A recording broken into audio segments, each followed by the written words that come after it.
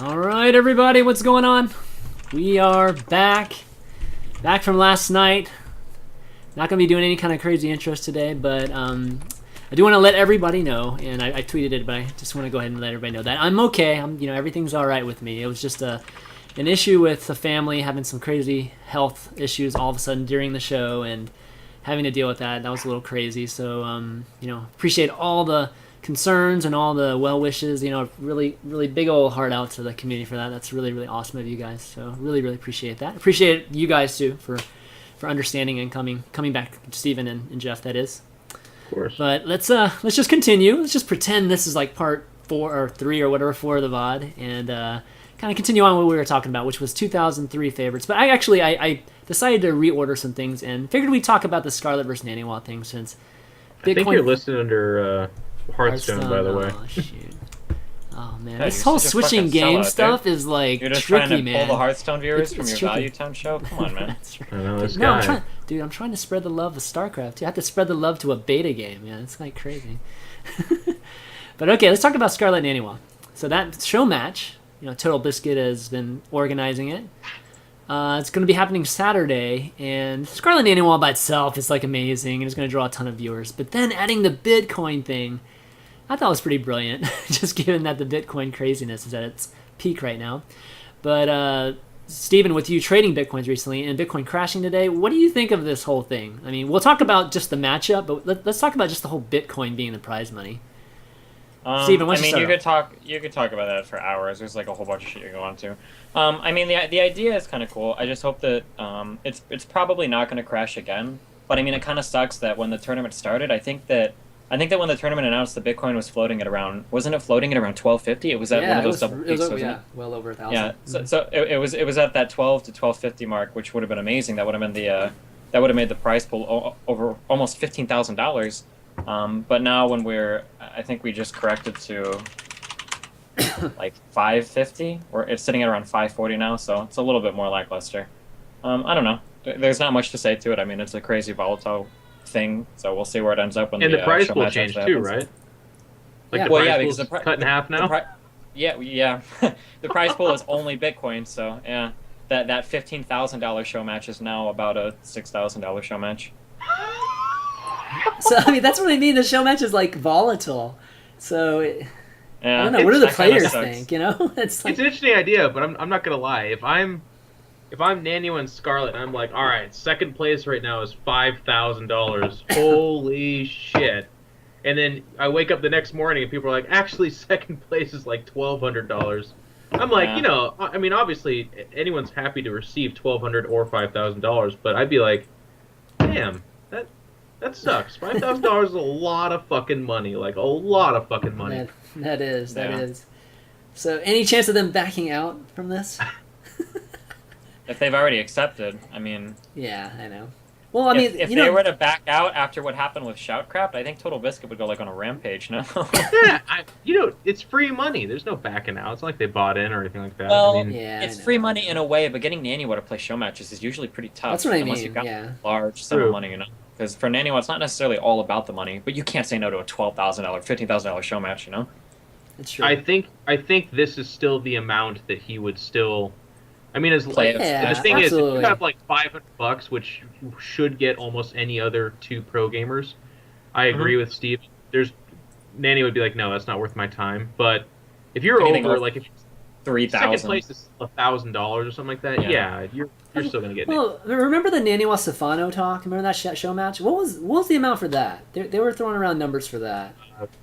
Was it 5,000? Like, I don't even think it was. It was never real. It was just the 2 of them talking shit. Yeah, it's hard to. Really. Alright, yeah, shit. it's hard to tell because Naniwa's done that to a couple people. He's done that to Idra too, where they talk shit and they throw the numbers around, and you can't tell if they're being serious or if they're like semi bluffing or what. Yeah. Well, okay, let's talk about the players. Let's talk about Scarlett versus Naniwa. I mean, the 2 best foreigners head to head. It's going to draw a shitload of viewers. I mean, it's like a no-brainer, I think, from a successful event standpoint. But who do you think is going to win? Scarlett showed. She's pretty solid ZVP, but she showed some weaknesses to some specific builds by some of the Koreans. So how do you think Naniwa's going to do? Jeff, You know what kind of sucks about this is, not to be a negative Nancy, but it's actually kind of ironic. Like Greg's commentating this. Greg's a fantastic commentator, Yeah. but I learned a long time ago that Greg was one of the absolute worst people in the entire world you could invite for a show match because there was no like he didn't have to do this. If he got behind or just was upset with a game, he would just quit, and he'd like play it out. But I can tell. I mean, we all remember like 4 or 5 of these show matches where he just stopped trying. And Scarlett's not that person, but Naniwa to a certain extent kind of is. So I want to say that, and I feel like this is different too, because this was what Naniwa would even do in tournaments and stuff like that. But in these previous couple tournaments, he had tenacity. He lost the first game, he got humiliated, and then he came back and won 2-1. So I'm gonna assume that this is the Naniwa that even if he starts off like 0-2 against Scarlett, will then come back with more energy and not quit on it. And if that's the case, I would probably pick. I want to say Naniwa to win it. Actually, and it's funny because I think Scarlett's the better player, which makes my vote really weird. But I feel like Naniwa in a short series plays series better than Scarlett does. I don't think Scarlett is a better best of 5 player. I think she's a better tournament player in general. Okay. What Jeff really wants to say is he thinks that Scarlett's the better player, but since Naniwa's playing the better race, he's got a higher chance. Well, there's something to be said for that. Protoss might be pretty damn well suited boy, here we for go. series. Yeah. They got all kinds of different all-ins. Yeah.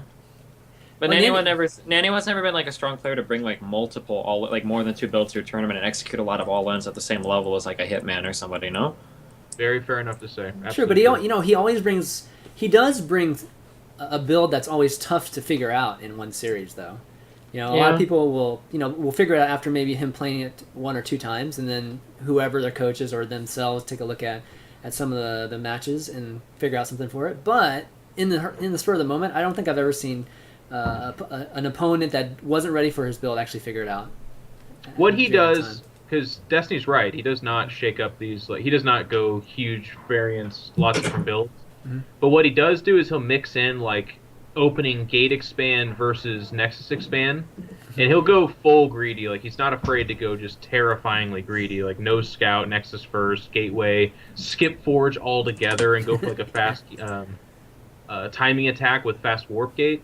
So he does stuff like that, and then it really just comes down to Scarlett. And Scarlett's style is very kind of like she's okay staying on 2 bases longer. She goes double evo, later third, lots of gas, goes infestors first, which is like pretty good against the most amount of things, but can be kind of weak in my opinion to a very well executed timing attack.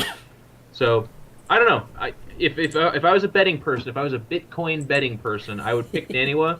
But as we have more of it, like as Steven makes his points and stuff, I'm getting a little bit less comfortable with my pick. So it can go either way, and that's not me being a cop.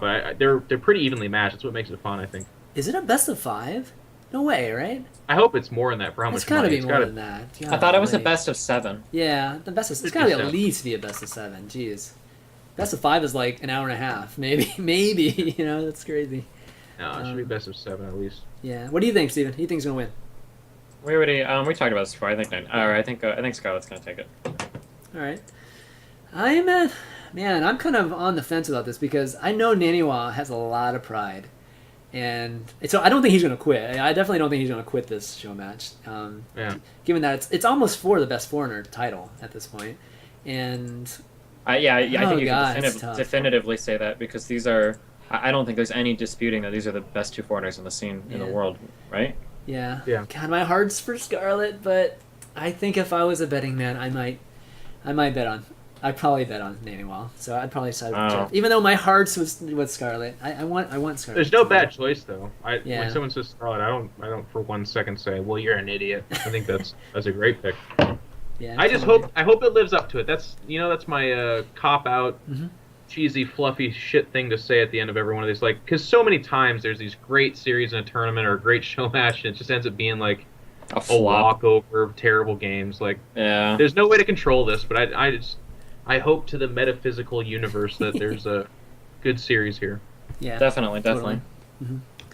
Okay, well, let's move back into the whole 2013 review, and we were talking about some players and events, but it's a little preoccupied, so I figured rehash a little bit. So the players, I remember you talking about Desro and things like that. Wait, Can I ask you a quick question? Yeah. Mm-hmm. Because I'm curious, who do you think the best foreign Terran is right now? Do we even have any of those? Oh my gosh, that's a good question. Foreign Terrans, are there any? I mean, Lucifron. I mean, Lucifron just faded out at the end. I'm going to be honest with you. We got to stop saying Lucifron. Yeah, that he guy. just was gone at the end. It was weird. Yeah. Are there like Who's any seven? left? Oh, Major, man. maybe? It's gotta be. You know what sucks though Yeah, is probably. with every like you could say major, because of the other non-Korean Terrans you name, they all suffer from the same problem, and that is not performing offline. Like Major Yeah. does amazing online, the Muslim does amazing online, but then they go to tournaments and Lucifron does great online. Then they go to tournaments and they suck. They're not very good. Who are the choices? Like, I'm trying to think of WCS, and I'm like, I don't even know who the. I mean, those guys you named. Was there a who Terran else? in the round of 16 WCS for NA? It was 14 Koreans and 2 foreigners. Who were the 2 foreigners? Wasn't Alive? The Muslim Alive? went up there in NA, Alive was round there, 16. right? Or no, Alive wasn't. Alive's Was a it? Korean. Then. Oh yeah, Yeah. just foreigner. Fuck, man. Happy had a great home story cup, but Yeah. then like he got stomped pretty hard as well, and just I think he did okay at DreamHack Winner if I'm not mistaken. Or no, he wasn't at DreamHack Winner. No, excuse me, that was just Naniwa. Yeah, Happy. That was a while back too, man. What a sad. What happened Yeah, to I Thorstein? mean- Does he still play? Or did No, Thorstein he's cut down to part-time for school? He's part time with Yeah, that's- school now. It's part-time Yeah, that's school right. with girlfriend. If you can imagine how little StarCraft gets fit into that. Oh God, girls killing StarCraft, man. What happened to Koss, man? I mean, he just kind of. What do you mean? What happened to Koss? He just kinda He's always been a disappeared, too. ladder hero. What? No, I mean he had some momentum in 2012. I mean, just Momentum? A What? little A Grandmaster? What momentum for bit. Tournament All City? right, all right, sure. It's tough, and I'll tell you what. And I know I watch Destiny stream too. He plays GMNA. I play like 2 Terrans an hour at the very most, maybe 2 Terrans every 2 hours. At least in NA right now. And then when I watch these European streams, I'm not seeing a whole lot, but at least there's a few more. But Terrans are a dying breed, man. They're disappearing. I They're mean, going extinct. even all our up and coming Terrans like Illusion's hasn't been around. I mean, hasn't really made any. You can't call Illusion up and coming. I'm putting an end to it. Okay, not up and coming. All right. No more of that. Sorry, he's just Been up and he's that coming for young 3 years. He's that young kid in my mind. I can't help it, man. Can't help it. Xeno. Zeno. Yeah, Oh, Zeno. Xenocider. There you go. Yeah, but Evo. we're still waiting for a breakout of anything from him, Hey, right? he won a couple tournaments. He's won close He's to $20,000 this year. That's pretty Yeah, good. exactly. Oh, that's really good. I mean, all the NA only stuff he's done, particularly he's done quite well in too. So I Yeah, see of him course. That's winning the too. what is IEF? Should I know what that stands for? International Eat Culture Festival. Yeah, he went and Yeah. beat Wellmu there. Like, he hasn't done anything in a big tournament like a DreamHack or one of these tournaments where you're knocking out 4 or 5 Koreans to do something, achieve a high rank. So that'll always be what people hold against him. But in this day and age, even doing well against non-Koreans is fine as far as I'm concerned. His big test will be against Koreans. So if you want to become the #1 non-Korean Terran, Zerg, or Protoss, you have to do that against Koreans. And right now, no one's doing that. So even Xeno gets wiped off that board, in my opinion. So if you wanted to, so there are people out there, and you guys want to make like a living doing StarCraft or streaming or whatever, just play Terran, and you can like claim yourself to be the best foreign Terran, and there's not very many people that can argue with you, no matter who you are, right? Yeah. right. Good luck, guys. Good luck. All right, so let's talk about some players. So breakout players. You mentioned some. Steven, who are your breakout players this year? I didn't. I can't answer that. Okay. He named Avila. I played. Yeah, League he most named of this year. Avila. That's right. And I remember Jeff's reaction to Avila. That's true. That's true. I just laughed. He did. He stepped up to stream. People are tuning in. It's awesome. It's just Look at like that I actually smile. watch his stream quite a bit. It's just No way, really? I do, yeah. Okay. It's one of the funniest streams you can watch, man. He does kung fu at the end of wins and stuff like that. And the other day he slammed his keyboard and punched his microphone and shit. Like, Oh, God, it's watch good it. entertainment. I want like And this is like he sits there with like a gigantic furry hat, and he's like, "Fucking Protoss is so stupid, fucking stupid Protoss." And he wanna see, wears like, a hat that says "Fuck Oh, Protoss." Like shit. it's a hilarious Oh, little stream. I God. like watching. the, it. Yeah. We're gonna- the 50,000 viewer 3-person free for all event would be like having Idra, Sase, and Avilo like in a free for all where they all have to off race as the race that they think is the most bullshit, like on Skype together. Damn, that'd be good. That nigga gets Sase. Where the hell is he? Jeez. He's just Jeff, lost in Jeff, China, man. You read Sase's tips for like balancing out PvZ, right? Oh, You no. read that Team Liquid, bro. Oh no! Here we go. He got laughed off the face of the earth. He's Dude, like a it was well guy, but the funniest Oh, thing I've ever God. seen in my entire life. Some of the suggestions were just way too good, way too funny. Oh god, we went through that one unfiltered earlier on. Oh, that's that was crazy. months ago, right? Yeah. Oh yeah, that's- maybe even over a year ago. I actually the post was like a year ago, right? Yeah. Yeah. That's crazy. But okay, so let's talk about player-wise. Let's talk about who you think is going to be like whose 2014 is it going to be? And let me just start off because I haven't really given my opinion. I think it's going to be, not to kiss Jeff's ass here, okay, but I think it's going to be Jaedong. I think it's going to be Jaedong's year, 2014, because Wow, especially what a brave! That's such a brave pick. Jaedong was one of the best Dude, players just in let me Brute get War. it. He just got first place in a tournament, and And you're he- choosing him. I've Dude, never come heard on, such a it's been brave different pick for him. It's before. been different for him Wow. in StarCraft 2 than it has been in Brood War, right? So I think him getting that win at NorthCon is really huge for him to really just start things off really hot. So I'm thinking 2014 is going to be great, and I'm hoping Scarlett gets a major. I think she will. I think she'll get one of the, I don't know what you consider a major, but something, one of the tournaments that's going to be, just very revered. And I think that could be huge for StarCraft if that happens. Steven, who do you think? I'll start with Steven, and then we'll get to Jeff. Sure. Well, I mean, if we're going to be brave like that, then I'll have to agree. Jaedong is a pretty good player, and he's proven to be good in the past, and I mean, I expect him to continue to be good. It would be nice to see Scarlett continue to do well and continue to climb. Yeah. Anybody else you see? From tournaments, I don't know. No, not really. I don't know. I don't know enough to make that comment. All right, Jeff. This is the first year since StarCraft 2 came out that a non-Korean has not won a major tournament. So that's true. pretty depressing. Wow, that is so I would like to think of next year as there's a lot of people that came close. It just never happened.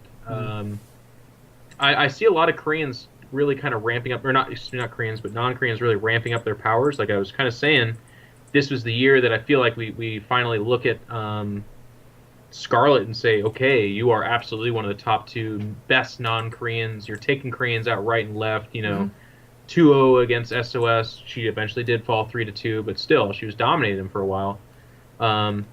I would like the focus, like if we're picking, like who do we think next year could be? Yeah, Jaedong's a safe pick. He's having, he had a bunch of second places, and he's starting to kind of ramp things up. Yeah. I mean, but for me, I would say, as far as non-Koreans are concerned, the big question mark is with our big two dogs, Naniwa and Scarlett. Scarlett already this year came out and said, like, she's thinking about retiring next year. If she doesn't, I can't remember what her parameters were, but something like if she doesn't really enjoy the game or isn't winning stuff. So let's just hypothetically assume she's really motivated. I would pick Scarlett. I would say that that's the year she's going to win several tournaments. She'll be the new Stefano. God, hopefully. People are going to fanboy and girl the crap out of her and get really excited about her results. The other person would be Naniwa, but Naniwa kind of has the same issue where it's like he's come out and said, if I don't get a good contract, I'll just retire. But he's also just kind of like, to be honest, like he skipped a couple tournaments this year, not because of any other reason than he said flat out he didn't feel like he was in good enough shape to go win it, so he wasn't going to go. So when Naniwa starts to kind of have these like, I'm not really motivated right now, I'm not really trying, I'm not practicing as much as I can, like that really gives me pause, because he's a big, has to be practicing 14 hours a day kind of guy to win. Yeah. So again, in this hypothetical other world where Naniwa is really motivated there, I would say that this is the year that he goes deep in Korean GSL and shit like that and does really well.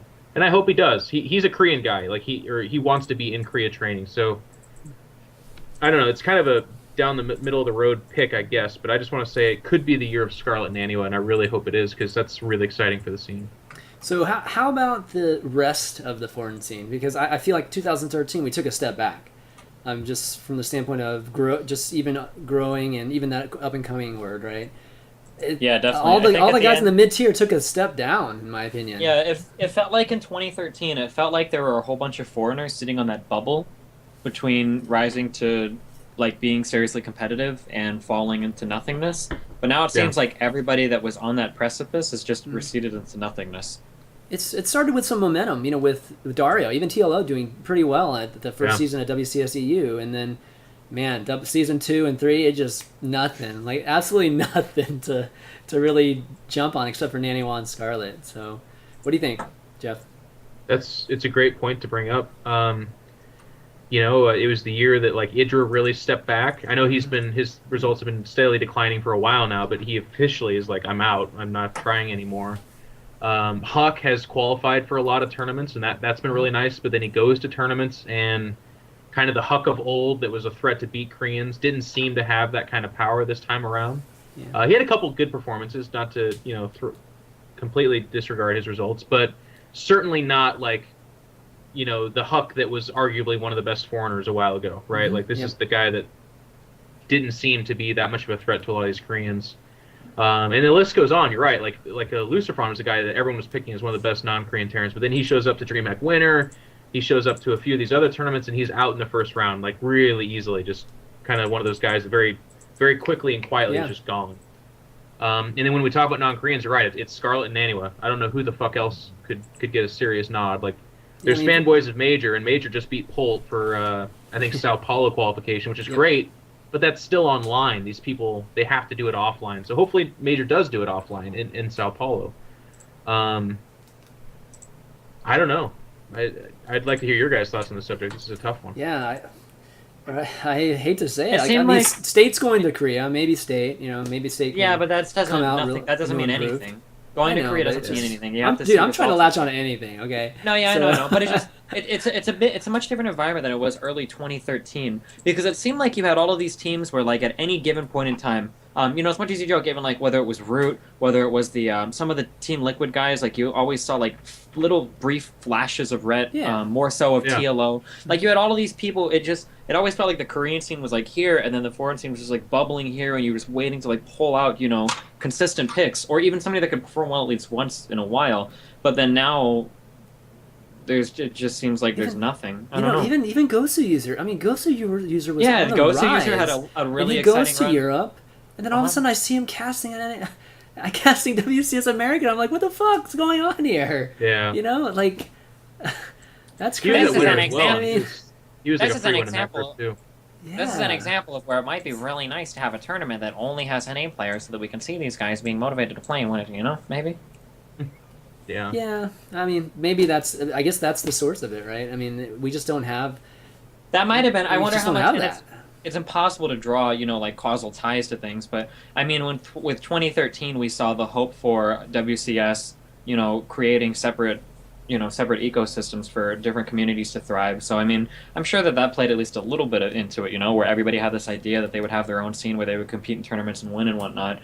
But then we saw that WCS turned into literally every other tournament where it was just Koreans destroying everything. And so, I don't know. Maybe I want to say with 2014 that'll change, but with the current lineup it won't. Because they're still letting 2 Koreans in and they're not going to kick anybody out. So it's like, there's still like, what's the point, It doesn't have to be WCS. I mean, it could be like Jeff was calling for open bracket and Red Bull. I mean, we just need even that. I mean, even something like an open bracket. But I mean, behind Scarlett, the people got at Red Bull. I mean, that was one of the more exciting tournaments at the end of this year, just because Scarlett had a great run. I mean, the tournament was nice. Don't get me wrong, but it wasn't. It was an 8-person invitational. It wasn't fucking bonkers. It's just that people went crazy for Scarlett. And what's like the schedule of Red Bull? Like, are they committed to any like schedule at all? Like, theoretically, they could have only one event in 2014, right? Or like one or two events. I don't think they've come out and said that they're not committed to anything. I don't think. Yeah, they don't. So like, while it could come from some other place, and then it would also be is it in Red Bull's history to only do foreigner events rather than inviting Koreans? Oh, they invite Koreans. They invite Koreans. Yeah, so I mean that NA only tournament stuff I don't think can come from anywhere else but WCS or like Shoutcraft. Yeah. Well, I mean, it's up to them, right? They could do it if they wanted to. I mean, you could still have an open bracket that fills spots in this quote unquote invitational, right? That's still something, and you can still have some really nice runs and some stories for NAers. But right now, there's just nothing. I mean, if you don't get into Challenger, you're not even on the radar at all. Yeah. And even if you get into Challenger, it's like, I mean, that's that it's usually pretty short lived too, and because of how it was broadcast. But it's going to be broadcast better this time around. It's going to be broadcast by itself. We'll be able to watch Challenger on its own. So I don't know, maybe that will help some. But yeah, I'm not expecting that much difference, unfortunately, in 2014 from the standpoint of growth in the foreigner scene. It's sad. Wait, can I ask a quick question? It's sad for me to say that too, because I freaking love the foreigner scene. Kane moving over to Switzerland to train in Europe is a pretty cool sign. I hope that yields results. Yeah, Europe is absolutely the better place to train than NA for sure. Those are always cool, but it's happened so much in the past. Like I said, at this point, I'm not really impressed anymore with people going somewhere to train. Like, you have to see the results come out first, because for the most part, people just go over and fizzle out, although it's happened where they've gone over, but, The standard's just higher now than even it was like a year and a half ago. So it takes even more commitment than it did before, which is a lot to ask, especially from the foreign players. Okay, so from the standpoint of like some other big names, Baby Knight in chat is saying that we're missing a lot of players. He says that there are a lot of foreigners that are killing Koreans, but it's just that they beat some Koreans. Who does Baby Knight or enemies? Is that there's 15 plus Koreans, so they don't win tournaments. And to be honest with you, like, he's right. There's no disputing that. But I think we should be beyond. I'm kind of beyond the phase where it's like, congrats, you beat that one really good Korean in the round of 16. Then you lost to the next Korean. Yeah. I mean, it's only like if I did that, I'm super excited. I'm fucking happy that I beat one Korean, but I'm not going to start celebrating that player as like, you had a great year because you made it to the round of 8 defeating one Korean. That's not it. That's not what you say. Is it purely an issue of just less players? Or, I mean, people leaving the scene, obviously. No, it's like more Koreans is what he's saying. DreamHack used to be like 4 to 5 Korean tournament, and then the rest was Europeans mostly, and then a few NA guys. Right. MLGs even had they had that upper bracket that was like all Koreans, but you had the cool stories of non-Koreans beating those 1 or 2 Koreans in the open bracket, then qualifying for their ass beating that would happen later. But we still had that feel-good story because it felt like 2 different tournaments in one. So that's where non-Koreans did get some recognition and fame, was because they only had to beat 1 or 2 Koreans. But now, if you want to make it into the top 16 of a tournament, you had to have beaten at least probably 3 or 4 Korean players that are very, very good. And when I say Koreans, I don't mean like just Koreans. I mean Code S top-tier Koreans, because they're being traveled. Yeah. So ideal world, Jeff, what would be the event circuit, or just the perfect environment to help the foreigners while still providing, this top tier level of play for a lot of the hardcores and just the core audience right now? Well, one of the biggest things, and it's not a popular thing to say because people don't like to believe this, but they're starting to talk about ideas of getting Koreans to play hundreds of games on like an NA ladder or something like that. Raising the skill level of the ladder, either European or NA, would be a huge benefit, because it's not likely that we could ever say, we'll send 20 non-Koreans to Korea to go train. It's just not going to happen, right? So if you can bring those dozens and dozens of Koreans and have them invest time into that scene by playing on the ladder, which is where everyone, for the most part, trains, that'll make it a better ladder. It just simply will. And there'll be... If I'm playing NA ladder GM and I'm playing 20 games and 5 of those are against top-tier Koreans, I will become a better player. That's just the way it works, especially over larger periods of time, multiple seasons. What do you think about the whole Shoutcraft, just an event that is determined by the top of the ladder? Like how you rank on the top of the ladder? Those are great. More Shoutcrafts, more tournaments where, like, even Destiny was talking about this, and this is, of course, he didn't invent that idea, nor would he say, but like, NA only or non-Korean tournaments only. Yeah. Those are good, but those aren't the sole answer. Like, people talk about how that will lead to motivation for people to train harder and stuff like that. It's kind of true. I mean, for the most part, there are people out there that are like, wow, since there's no way for me to make money directly, I won't play as much anymore. But it's also not true in the sense that there are people going balls to the wall, whether that tournament exists or not, and they're still not getting those results. It would be nice for them to make a little bit of extra money, and those tournaments would be fun for, like, building a better future that I can't predict at this point in time. So they should exist, but the short term, or at least the, like, more safe answer for what would create better foreigners is not to have NA exclusive tournaments, because that would then lead to incentive for them to work harder. It would be better just to increase their interaction with better players, which would be to import as much of the Korean ladder to ours as we can. Okay. Yeah, I could see that. All right, I can see that. Okay, in terms of, let's see, so let's talk about just events. What was your favorite event of the year? Looking back at just everything, every single event. I can tell you, I'll start off again. My favorite event, it was probably MLG Dallas. Of all things, we were ragging on MLG yesterday and everything, but Dallas being the first, I mean, it was like officially the second or whatever, but in my mind, it was kind of like the first Heart of the Swarm tournament. I just remember the excitement from Dallas. I remember the game that you casted with TV, that Ghost User game that was like amazing, and there were a countless number of games that I felt like were just electric, and that was even without foreigners doing that well in that tournament. So it was this really unique feeling I had that I typically don't get when I'm just watching a tournament full of Koreans. So yeah, that was mine. How about yours, Jeff? You start off. There's a few. Dallas was amazing. It was awesome. It was the first time I got to cast an MLG event, so I had. Oh, that's right. Yeah. I had an absolute blast with that and working with those guys, and it's funny. I don't feel like we should even have to give. We don't have to say, I know we were ragging on them yesterday, because honestly, I feel like we should be able to do both. Like, I'm mad at them because of how good of a job they did, right? Like, that's right. If they sucked ass, then I wouldn't give a shit if they broke up with us on Twitter. But because they were so important to me and so great to all of us, that's what upsets me. But anyways, Dallas was one of my favorites. To be honest, probably for me, one of the best tournaments was DreamHack. Or not DreamHack, excuse me. I always like DreamHack, but BlizzCon. And the reason I liked BlizzCon was because it was Blizzard putting a pretty strong foot forward, saying they cared and wanted to put on a kick-ass show, bringing in that analyst desk and really stepping up production that way. Nice big. I mean, they didn't absolutely blow anyone's brains, but they put on a big show. And I got to look out at an audience of 5,000 plus people sitting there watching StarCraft, and I'll always remember that for the rest of my life.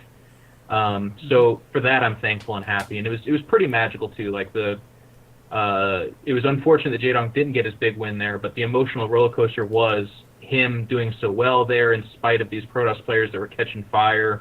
Naniwa making a deep run as a non-Korean, that kind of stuff. It was pretty fun. Mm-hmm. Steven, fun event? Favorite event? It's hard for me because going back to the beginning of the year, I was playing League for the first 6 or 7 months, 8 months. I don't know how long I've even been playing StarCraft now. So, I mean, I don't know. Watching Jaedong get his first big win probably stands out the most to me, just because of the few tournaments I've seen. Dallas was exciting because of the early Heart of the Swarm stuff, but yeah. All right, fair enough. Okay, let's take a look. So esports in 2013, huge rise. I think overall, not just looking at StarCraft, but looking at the entire landscape. With all the titles, you're seeing the events that are just huge, filling in Staples Center and filling in all these kind of crazy venues that I don't think we would ever have guessed esports, particularly here in NA, would be able to accomplish, and then so soon. What do you think? What do you think is going to happen in 2014? I mean, can it double? I mean, how can we get bigger than Staples Center right now? I mean, we're going to be seeing like football stadiums and stuff like that from Riot, or what do you guys think? Steven, start off. Go ahead, Jeff. Steven, go ahead. I don't know. It's really tough. Me and Jeff, I think, actually talked about this a little bit when you had disappeared last night. In that, I mean, it can be really good. At one point in time, I was really excited for if one esport grows, we all kind of grow with it.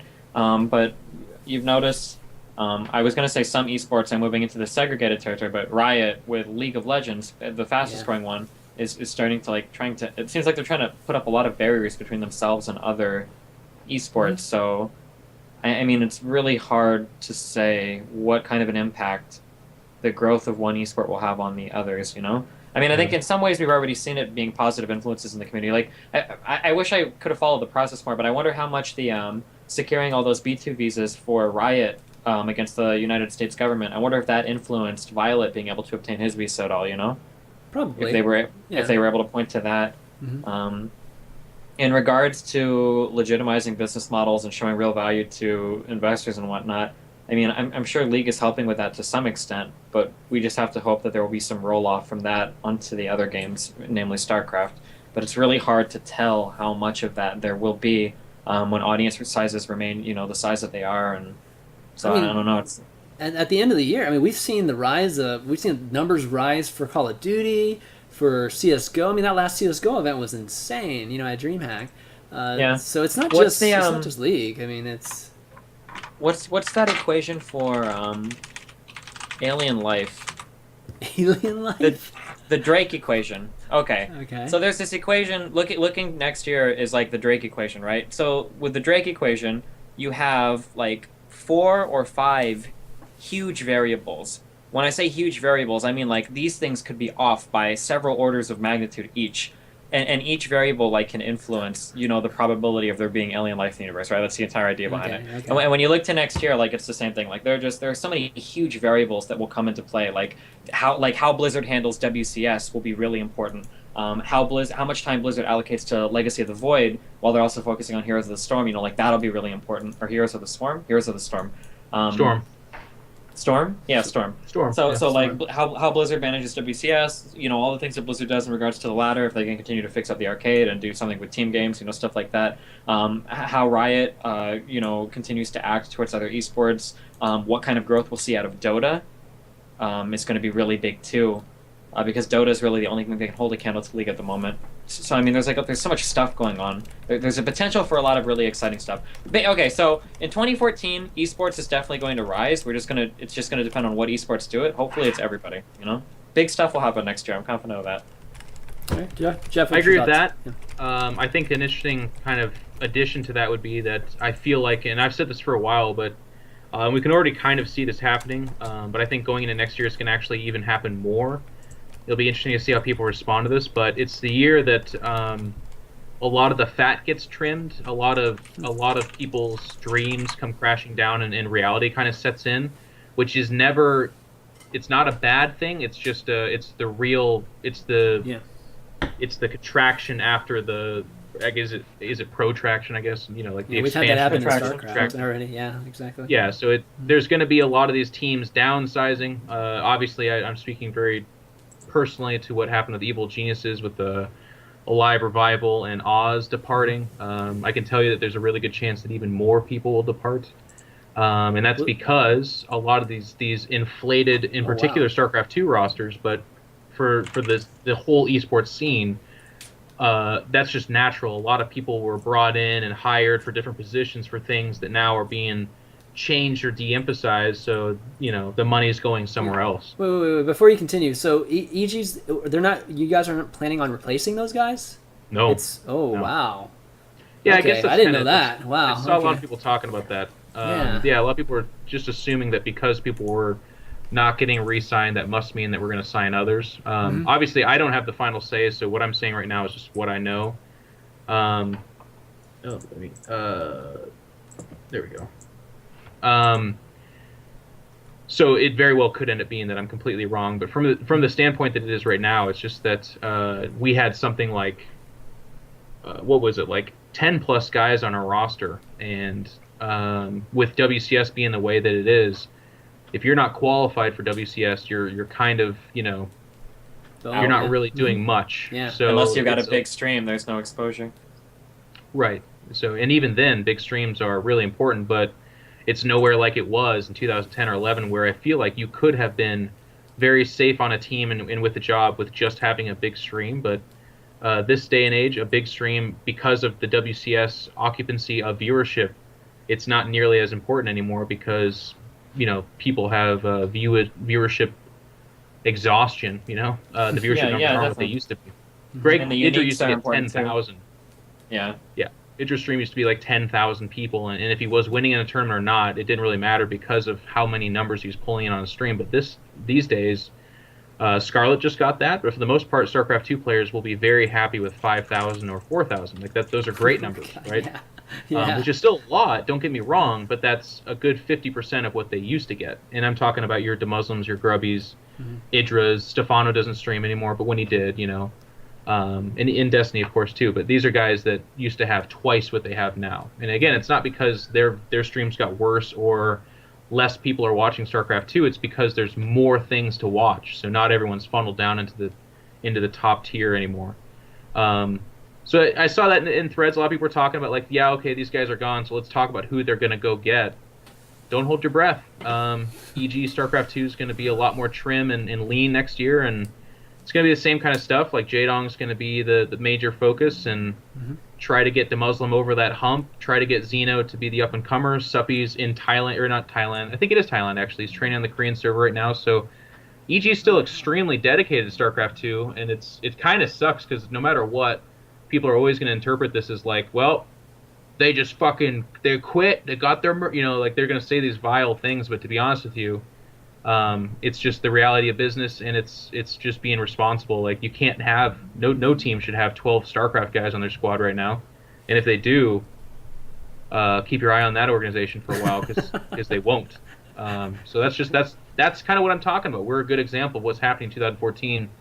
Teams are going to trim down and focus on their moneymakers, and there's not going to be as much risks being taken, I guess is what I would say.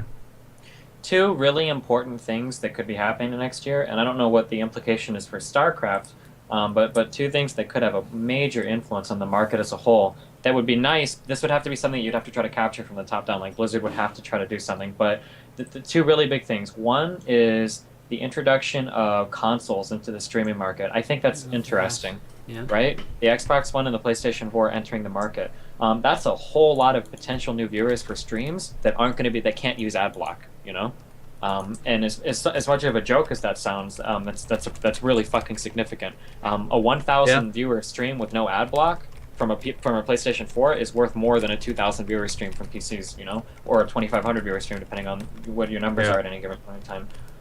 That's really interesting. The console market has always dominated the PC market in terms of raw numbers. So if you could slice off any percentage of that viewer market, I don't know how it would be possible or what kind of strategies you'd have to employ to do it.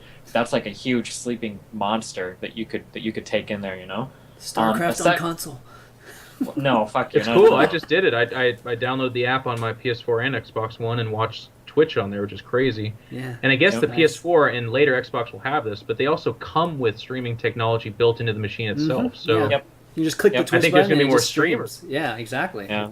That was the goal of it. That kind of stuff could represent a huge influx of viewers if somebody can actually leverage it right. The second exciting piece of news that we really haven't talked about much here, and it's not incredibly relevant, but Steam launching that Steam box, that could have huge implications. That could have far, far, far-reaching implications for the PC community. The idea that game developers can now develop for one console, that's actually a PC, so that they have a consistent set of specs to work with, makes porting games and makes developing games much more streamlined for the PC market. That could pull a lot of people that traditionally only play consoles over to the PC market, and by extension, maybe over to StarCraft, depending on how Legacy of the Void and everything turns out. So those will be interesting things to watch for, too. Again, I don't know if those exactly tie into StarCraft, but it's good for the PC market as a whole, and it'll be interesting to see what ramifications it'll have for the StarCraft 2 market.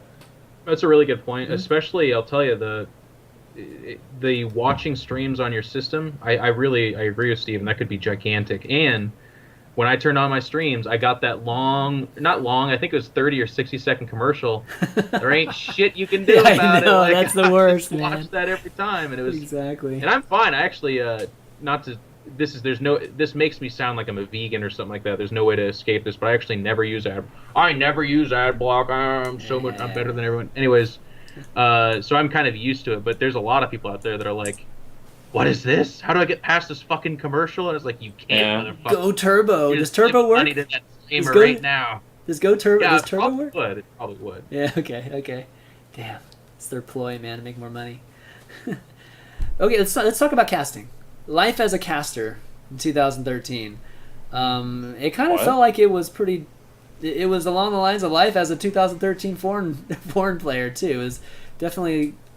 There are a lot less opportunities, I felt like, for casters because organizations were hiring. What? I just got so lost. What? Can you repeat that?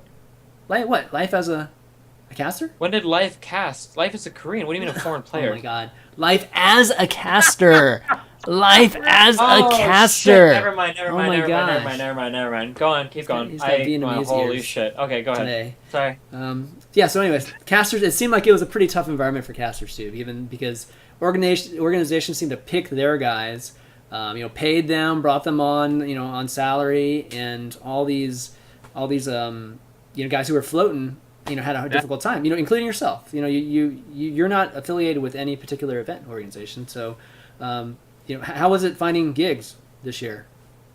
So to be honest, I don't think I'm the best example because I did pretty okay. I was doing 1 or 2 tournaments a month. But True. You bring up a very good point because it's very real. It's more real for, I think, a very good example. But he comes with his own baggage as well. But a good example nonetheless would be like someone like Idra who quit pro gaming to become more of like a personality or streamer, whatever you want to call it. But the other idea here was that he was going to cast a lot more. But this was like uniquely the 1 year where it was the worst to be a caster because, as you said, there's fewer gigs. And the reason is because with WCS being in-house in 3 regions, I used the term earlier in the year incestuous because when it's time for them to pick their casters for an event, why would they?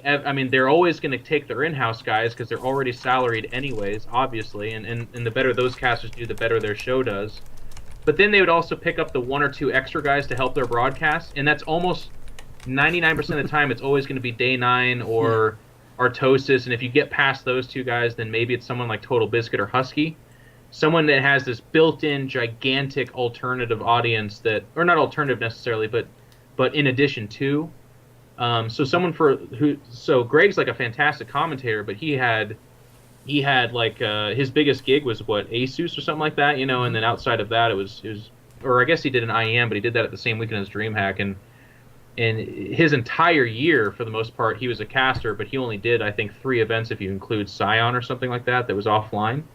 It was all in the last 4 or 5 weeks. That's pretty much all of his gigs.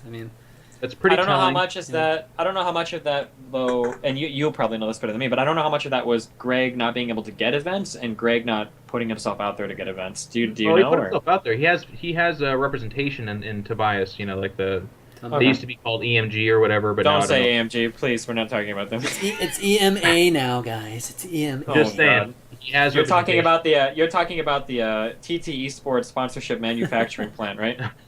Yes. Okay, sorry. But his baggage that I think someone could make a good argument with too is that he spends a lot of time on stream talking about how bad of a game StarCraft 2 is, and then most of the gigs are WCS. So how much does Blizzard want to pay Greg to be on stream, then broadcasting that game that he spends all his time saying is terrible? So that is a part of it. But he's my example. Your point is very apt. For me personally, speaking from experience. This year, this was my first year as a full-time commentator and host as opposed to a player. That was not a concern for me at all. And it feels a lot like that retired at 50, happy in Florida, Hawaiian trip every day.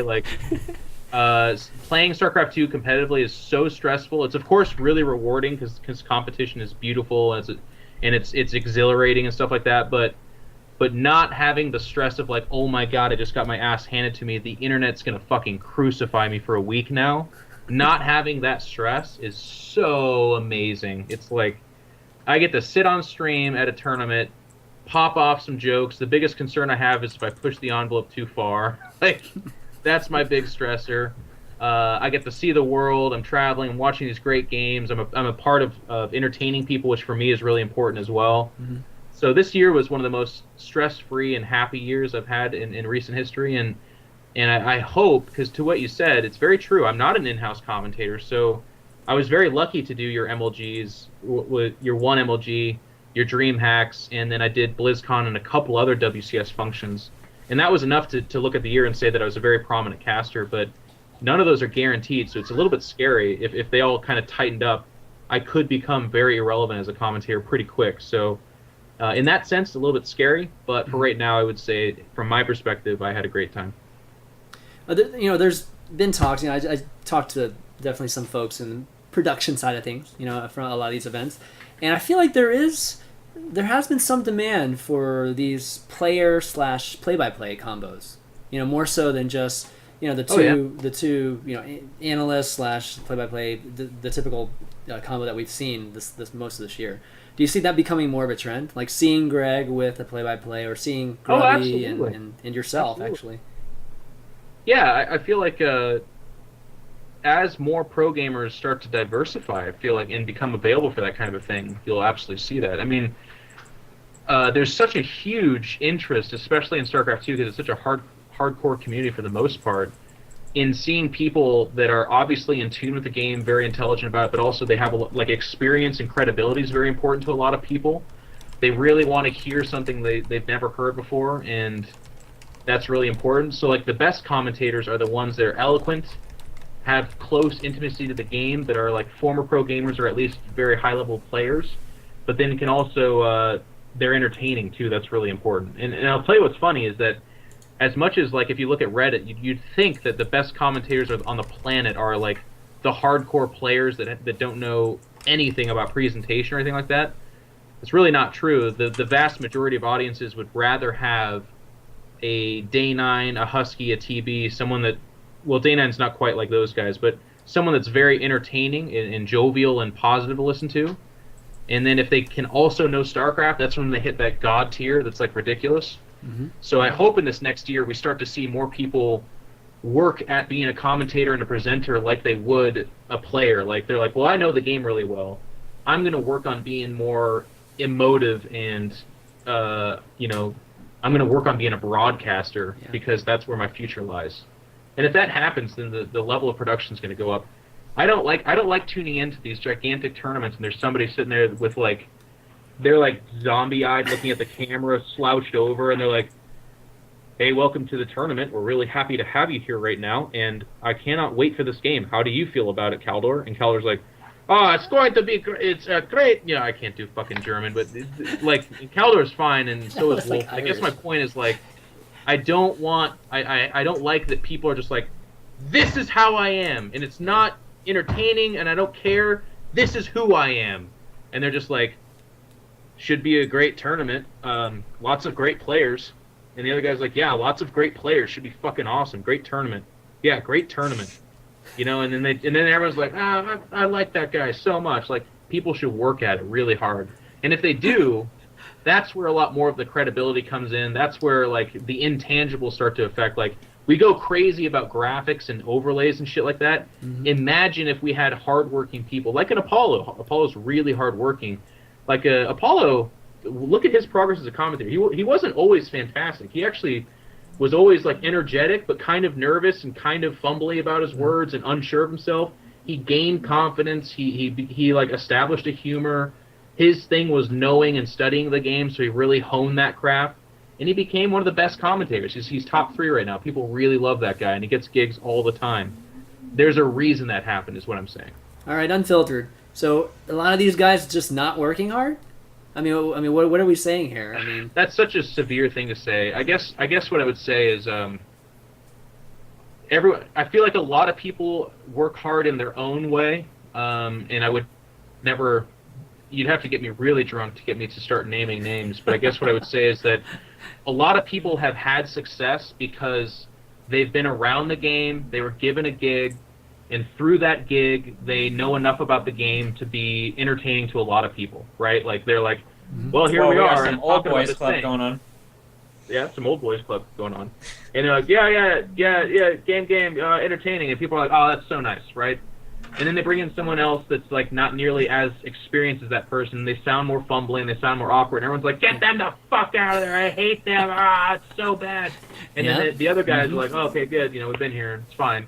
But how much more amazing would it be if you felt the presence of that person, like, okay, like, I'm not, people say my voice inflection's poor, so I'm going to work on that. And, like, my humor, maybe I'm not a humorous guy. My thing's actually crunching the fuck out of numbers, so I'm going to come to everything with a notepad. Like, there are people that do that, but there are also people in really important jobs that aren't doing that. And I feel like that when you're in that important job and you're not working as hard as you can to hone your craft, it kind of drags things down. All right. Fair enough. Steven, any comments on this topic?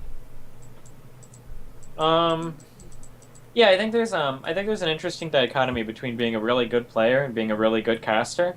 And I feel like sometimes when you look at the two sides, and you even look at people that look at two sides, I think people don't realize that a lot of work goes into both of those things. It's really easy to.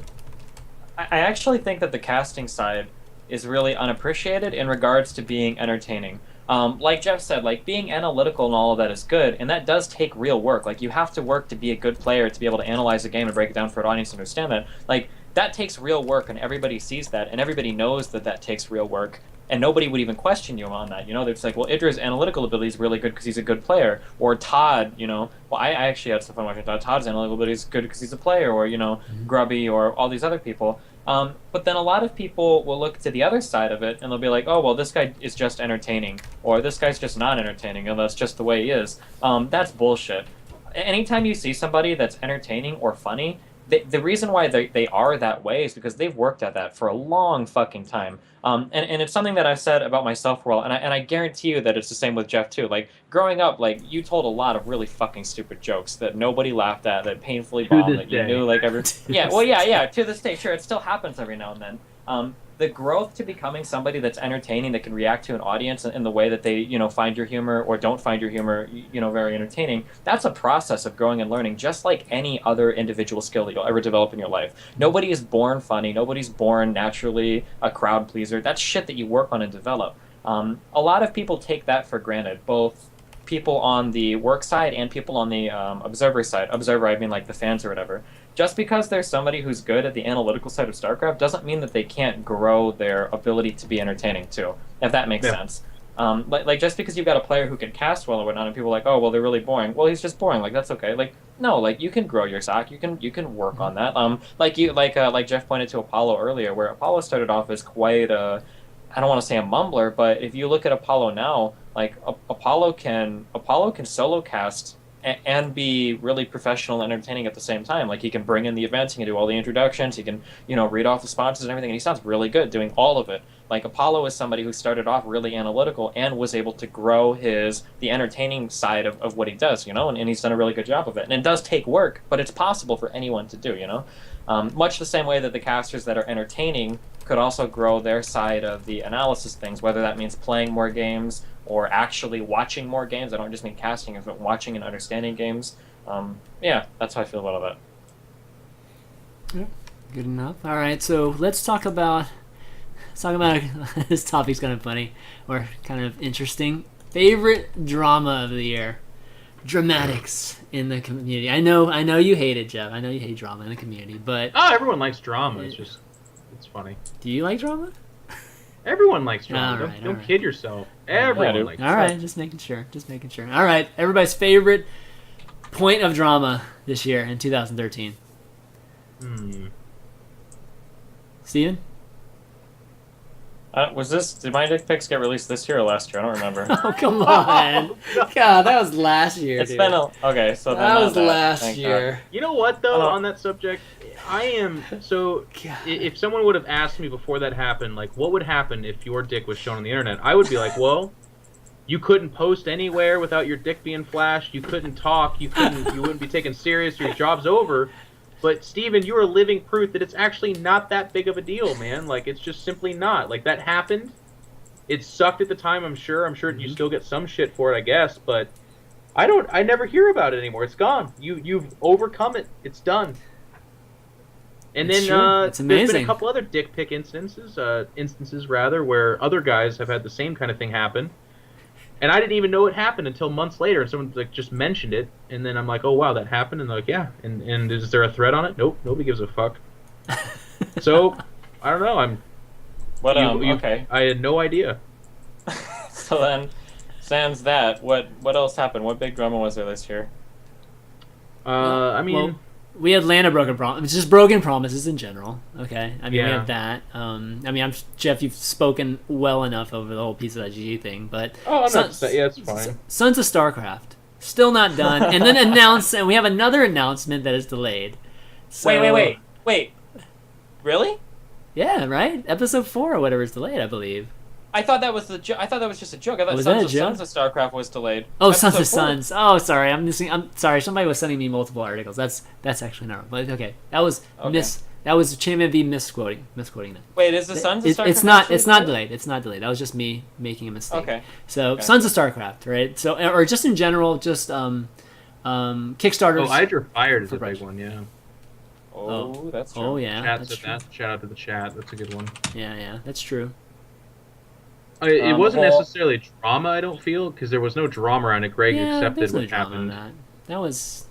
It was probably one of the shocking moments of all of StarCraft 2. I would say, like, people thought, and Greg and I thought this too, that he was untouchable. You know, like he could do anything, and he'd just get a slap on the wrist. And he got a lot of slaps on the wrist, by the way. Yeah. I like think I like we- to joke that he paid for Garfield's rent for like a year and a half or something like that off of fines, but to be fired, that was a big deal. Yeah.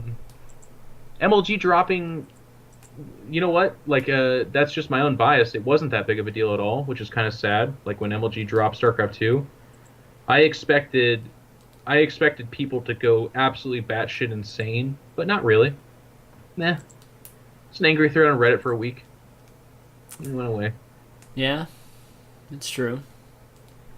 Damn it, I man. think, this is a bad time. We need like Richard Lewis on here for this damn topic, man. I You don't need the Brits. You got to call. You have to have Exactly. A Brit We need the Monday Brits, man, shit. on for this shit. But, They know. all I right, guess the let's move. Broken Promises, or which you could kind of file the Sons of StarCraft under, because it's like it was supposed to be more mentioned, but it's become more of the focus. Feels like that's the one right now. Yeah. that was I the think one that that- got people most jimmies in a Russell.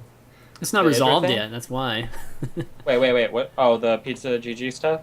No, Sons of StarCraft. It's, Oh, the Yeah. Sons of it's still not StarCraft. resolved. That's why we haven't gotten to the end of it yet. Oh, Gin and Take was a big one too. Zambra. Oh yeah, that was so Yeah. crazy because it's like That two was people. really silly. That made Yeah, it's everyone too- comfortable though, so I feel like it just kind of everyone's like, nah, let's not talk about that. That guy. Yeah, that was the most bizarre thing. Two people that are good for the community too. So that was really tough. Hopefully, to see 2014 marks the rebound of Twitch's European servers. that. Maybe. Dude, what's up with this lag, man? It's driving me crazy. Oh, that's one thing that somebody God. asked a question about that no one's really talking. That the built-in latency now is actually pretty annoying. It's like 20 15 to it's 30 like- seconds. Yeah, it's so long. Like sitting here Oh, watching is that chat. built in? Yeah, that built-in, Yeah. like, even if have you noticed that? You ever talked to your I have chat and noticed noticed that, that, like, yeah, all the delay is like 20 to 30 seconds, like always now. Killing me. Interesting. Yeah. All right, let's move on.